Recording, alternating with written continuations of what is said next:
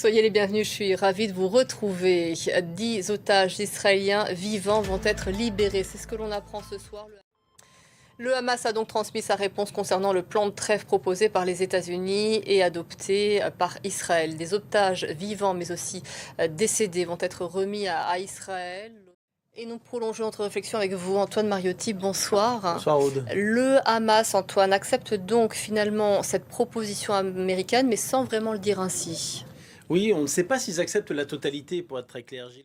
Je vous remercie beaucoup, Antoine. On continue de parler de Donald Trump qui durcit le ton sur les droits de douane. Il vise à présent l'acier et l'aluminium importés qui vont passer de 25 à 50%. C'est une nouvelle escalade dans son offensive protectionniste au terme d'une semaine marquée par les revers judiciaires. L'Europe, du coup, menace à son tour de riposte si les discussions n'étaient pas concluantes. Maya Anaïs Yatagen.